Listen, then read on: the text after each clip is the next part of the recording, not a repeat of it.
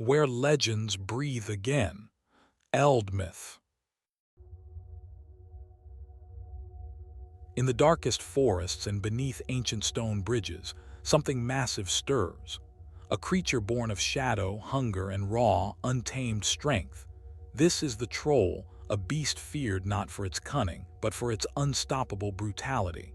But where did these giants truly come from, and what keeps them lurking in the wild?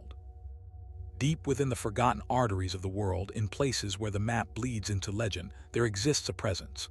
It is not a ghost, not a god, but something carved from the very bones of the earth, a child of stone and shadow and ancient, patient time. Its name is a guttural rumble in the throat of a mountain, a whisper in the roots of a primeval forest. Troll. Forget the simplistic caricatures of later tales. We are not speaking of mere brutes lurking under bridges. We are speaking of a being whose essence is interwoven with the landscape itself, a geologic consciousness given form. To understand the troll is to listen to the slow language of eroding cliffs, to feel the weight of a millennium in a single glance from eyes like fissures in granite. Its story is not written on parchment, but etched in glacial scars, whispered by subterranean rivers, and remembered in the deep, resonant silence that falls over a forest when something old and immense begins to stir from its stone sleep. Our journey begins in the half-light, in that liminal space where reality softens and the old world breathes. Imagine the scent of damp moss and cold clay after a rainfall. Hear the distant crack of a settling mountain, a sound so deep it is felt in the chest before it is heard by the ears. See the shifting of a shadow that is too solid, too deliberate, against a cliff face that was smooth a moment before. This is the aura of the troll.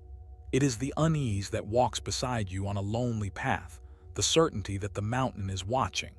It is the guardian of thresholds, not just of bridges, but of the unseen border between the wild world and the world of men. To speak of it is to summon the chill of deep caves and the enduring mystery of standing stones older than memory. So let us step into that mist, into the long twilight, and seek the truth behind the myth. Let us trace its footprints, footprints that sink into solid rock, and listen for the heartbeat that echoes the planet's own slow, rhythmic pulse. The origins of the troll are as layered and stratified as the bedrock from which they are said to have emerged. To find their first breath, we must look not to holy books, but to the sagas and folklore of the Norse and wider Germanic world. Here, in a cosmology where the world was built from the corpse of a giant, the troll finds its ancestral home. They are creatures of Jotunheimr, the land of the giants, beings of chaos and raw nature that existed before the gods imposed order. In the oldest verses of the poetic Edda, the lines between giant, troll, and elemental spirit are beautifully blurred. They were not mere monsters. They were the wilderness personified, the crushing weight of the avalanche, the immutable patience of the mountain, the hidden danger of the crevasse. Their symbolic meaning is rooted in this fundamental opposition, the ordered communal world of humanity and the gods Midgard and Asgard versus the untamed, ancient, and often inimical wilds. The troll is the embodiment of all that lies beyond the firelight's circle. It represents the land that cannot be tilled, the forest that cannot be cleared, the storm that cannot be reasoned with. Early carvings and folk tales depict them not as fantastical beasts, but as staggeringly large, often grotesquely proportioned humans, their features exaggerated by the distorting lens of fear and awe. They were the reason why certain rocks were avoided, why particular valleys were considered accursed, why offerings of butter or ale were left at lonely outcrops. Scholars interpret these practices as a form of negotiation, a way for a fragile agricultural society to acknowledge and placate the sublime and terrifying power of the natural world that surrounded and perpetually threatened to engulf it. The historical record of the troll is written in place names and prohibitions. Across Scandinavia, countless locations bear their mark: Trollberget, Troll Mountain, Trollven, Troll Water, Trollkirke, Troll Church. These are not whimsical labels, they are warnings and acknowledgments. A troll church was typically a curious rock formation or a cave, a natural cathedral where these beings were believed to gather, their rumbling voices echoing in subterranean chambers like a blasphemous mass. The arrival of Christianity further shaped the myth, demonizing the troll. The old gods became devils, and the trolls, their ancient counterparts, became creatures cursed by sunlight, allergic to the sound of church bells, repelled by the scent of iron and the shape of the cross. This was a profound transformation. The elemental spirit of the land was recast as an unholy thing, a relic of a pagan past to be feared and vanquished. Yet even in this new guise, their core nature persisted. They remained tied to specific, tangible locations, a particular bridge, a forest clearing, a mountain pass. This specificity is key. The troll is not an abstract demon. It is a genius loci, a spirit of a place. Its history is the history of human interaction with that place, a chronicle of fear, respect, and the enduring human need to give a face and a name to the silent, watching grandeur of the wild. So how did our ancestors live in a world they believed was shared with these stone-hearted giants? The folklore is rich with practical and deeply sensory rituals of avoidance and appeasement. Travel was a venture into potential troll territory, and so a body of knowledge was passed down like a sacred text. To walk a lonely forest path at night was to invite peril, for that was when the trolls were most active, their great forms shifting in the gloom between the pines. The air might grow still and cold, carrying the scent of turned earth and wet stone, a sign of their passing. The wise traveler knew to carry steel, not just as a weapon, but as a talisman. The ring of iron was said to pain their ears. More potent still was the sound of church bells, their clear, metallic peals creating an invisible barrier the creatures could not cross. This belief shaped the landscape itself, with villages clustering within earshot of a bell tower, creating islands of perceived safety in a sea of ancient fear. But protection was not always about confrontation. Often it was about negotiation and respect. At certain, oddly shaped rocks or near treacherous mountain springs, people would leave small offerings. A piece of precious salt, a sliver of silver, a freshly baked loaf. These were not gifts for a god, but a toll for a warden, a payment for safe passage, an acknowledgement of their sovereignty. The practice was quiet, personal, almost shameful, a pagan holdover performed under the cover of dusk. There were also spoken taboos, words that could summon or offend. Speaking a troll's name aloud in the wild was considered dangerous folly. Whistling in certain valleys could attract their attention, the melody mimicking their own strange, windy calls. And there were the stories, told by firelight, of those who broke the rules. The woodcutter who felled a tree from a troll's sacred grove and found his axe handle sprouting leaves, or the farmer who plowed a troll's field and woke to find every furrow filled with stone. These were lessons in ecological balance, framed as supernatural consequence. The emotional landscape of these practices was a complex tapestry of dread and reverence. Fear was a constant, low hum, but it was tempered by an understanding that the troll was a part of the world's order, a rightful owner of the deep woods and high places. To defy it was not just brave but arrogant, a challenge to the natural law itself. One of the most enduring and poignant legends is that of the troll who builds a bridge. This story varies from valley to valley, but its heart remains constant. A massive, lonely troll inhabits a wild river gorge, making passage impossible for the local people. The troll, often simple-minded but immensely strong, offers a deal. It will build a sturdy stone bridge across the chasm, a feat impossible for human hands. In return, it claims the first living soul to cross it.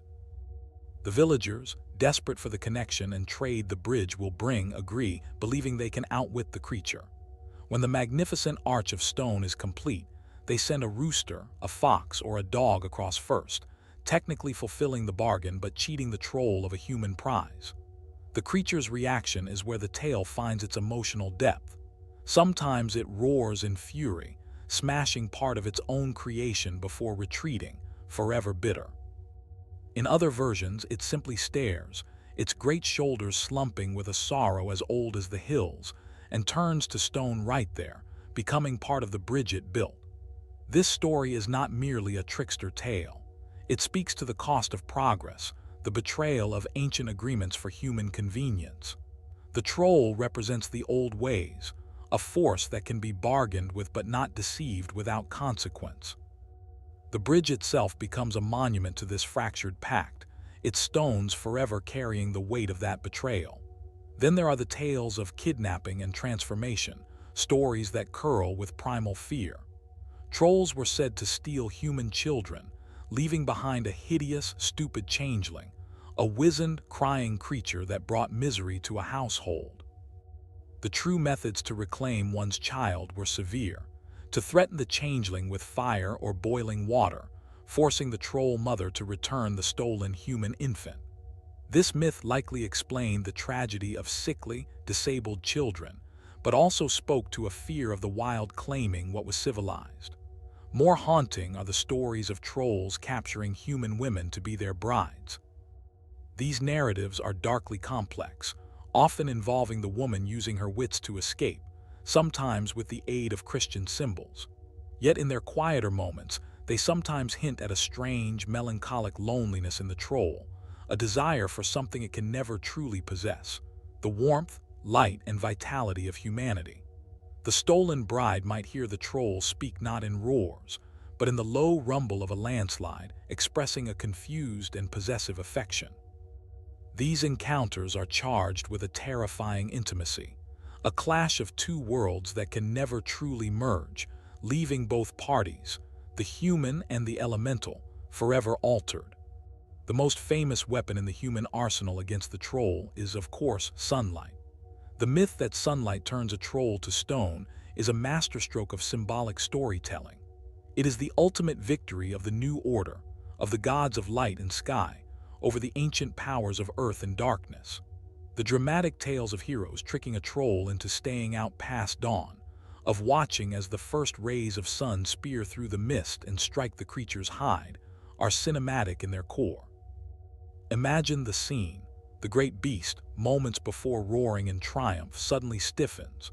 A gray pallor, not of fear but of mineral transformation, races across its skin. The warmth of life flees, replaced by the cold granularity of granite. Its snarl becomes a fixed grimace in rock, its raised arm a permanent crag against the brightening sky. This was more than a monster's defeat. It was an explanation for the landscape. Those peculiarly shaped, human-like standing stones that dot the Nordic countryside. They were not glacial erratics, but the petrified remains of trolls caught by the dawn, forever frozen in their final moment of anger or surprise. This belief gave the land a narrative, a history written in stone. But not all encounters were hostile. A subtler thread of folklore tells of trolls as keepers of knowledge and wealth. They were often the guardians of precious metals within mountains, the owners of fabulous herds of cattle, which were often clouds or auroras in disguise. In some tales, a clever or kind human could earn a troll's favor. A farmer who helps a wounded troll, or a child who shares its meal with a small, lonely forest troll, might be rewarded. The reward is never straightforward gold. It might be a piece of advice that saves the village from a landslide, a healing herb of incredible potency, or a cow that gives endless milk. These gifts come with a strict condition: never speak of where you got it. If the human boasts or breaks the taboo, the gift vanishes and often worse fortune follows. These stories reinforce the troll's nature as a force of nature itself, helpful if respected, destructive if exploited or betrayed. They depict a relationship based on silent understanding and mutual benefit, a fragile pact between the world of human community and the ancient, solitary consciousness of the wild. In these narratives, the troll is not a villain, but a stern, impartial warden of natural law. As the medieval world gave way to the age of fairy tales, the troll began to shrink, not just in stature, but in symbolic weight. In the collections of writers like Asbjornsen and Moe, trolls often become slower, dimmer adversaries for clever jackanapes heroes like Askeladden. They dwell under specific bridges, demand tolls, and are easily outwitted by human cunning and Christian symbols. They lose their cosmic grandeur and become localized nuisances, obstacles to be overcome on a hero's journey. This reflected a changing worldview. Nature was no longer an unconquerable, sentient adversary, but a resource to be managed and a realm of adventure to be safely traversed. The terrifying Jotun of the sagas became the grumpy, slow-witted giant of the nursery, a foe whose defeat was assured by the hero's wit and the inevitable sunrise. This was a domestication of the myth, making it palatable for moral instruction and entertainment around the hearth. Yet, the old power never fully faded. In the works of later Scandinavian artists and writers, the troll experienced a romantic revival. The Norwegian painter Theodor Kittelsen in the 19th century did more than anyone to visually define the creature for the modern age. His trolls are not cartoonish villains. They are haunting, melancholic, and profoundly of the landscape. His famous painting, The Sick Troll, depicts a massive, aged creature, its stony skin resembling a mossy boulder, sitting in a dark forest, looking at the sliver of moon with an expression of profound, inarticulate sadness. In Kittelsen's work, the troll is a tragic figure, the last of its kind, a relic of a world being paved over by roads, railways, and Christianity. This interpretation tapped into a growing national romantic sentiment, a longing for a wild, untamed, and authentically Norse past. The troll became a symbol of that vanishing wilderness, evoking not just fear, but a deep, poetic nostalgia. Composers like Edvard Grieg in the Hall of the Mountain King, for Ibsen's Peer Gynt, captured the chaotic, frenetic, and ultimately claustrophobic energy of the troll court, translating their alien nature into unforgettable sound. Here, the troll's symbolic meaning evolved once more, from chaotic enemy to simpleton foe, to a melancholic symbol of a lost natural world and the forgotten mysteries of the land. In the 20th and 21st centuries, the troll has migrated from folklore and national art into the vast ecosystems of global fantasy. J.R.R. Tolkien, a scholar of Norse myths, resurrected them in their most formidable guise. His trolls in The Hobbit are slow-witted and turned to stone in sunlight, a direct homage to the fairy tales, but they are terrifyingly strong and cruel. Later in The Lord of the Rings, he introduces the cave troll of Moria, a creature of sheer, mindless, destructive power, a force of nature unleashed in the deep places of the world. Tolkien reinfused the troll with a sense of genuine menace and scale, setting a template for much of modern fantasy. From tabletop role-playing games like Dungeons & Dragons to the digital landscapes of World of Warcraft and The Witcher, trolls have become standardized fantasy monsters. Large, regenerative, often dwelling under bridges or in mountains, a reliable challenge for adventurers. They are stats on a page, polygons in a game. Yet even in this commodified form, echoes of the deeper myth persist. Some modern interpretations consciously reach back to the older, more complex roots. In Swedish director Jon Ajvide Lindqvist's novel Let the Right One In, the character of Hakon is described as having a troll-like quality, a man whose inner darkness and isolation manifest in a physical, lumbering, and ultimately tragic way, linking the creature to human alienation. In film and television, there is a constant push-pull between the troll as a simple CGI action set piece and the troll as an atmospheric, environmental threat. The most effective modern portrayals often lean into the creature's connection to place. It is not just a monster that appears. It is a manifestation of a location's history and trauma. Its symbolism has evolved yet again. In an age of environmental crisis, the troll can be read as an avatar of nature's vengeance, a geologic backlash against human encroachment. The fear it inspires is no longer just of being eaten, but of being rendered irrelevant, crushed by the weight of a time scale and a consciousness vaster and more patient than our own. The modern troll asks us what ancient agreements we have broken, what offerings we have neglected to make to the world that sustains us. The journey of the troll, from the pre-dawn chaos of Jotunheimr to the pixelated screens of today, is a mirror held up to humanity itself. It reflects our evolving relationship with the wild, untamed parts of our world, and by extension, the wild, untamed parts of ourselves. Initially, it was the sublime and terrifying embodiment of nature with a capital N, indifferent, ancient, and overwhelmingly powerful.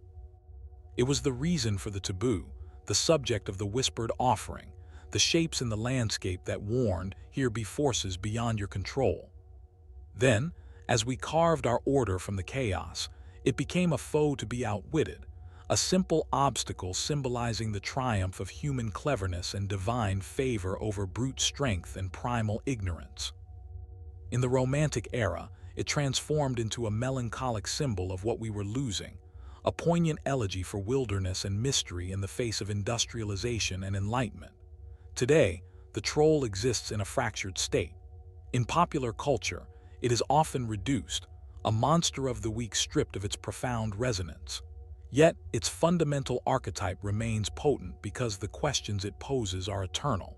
What ancient pacts have we forgotten in our rush to build our bridges? What unseen wardens of forest and mountain do we insult with our noise and our lights?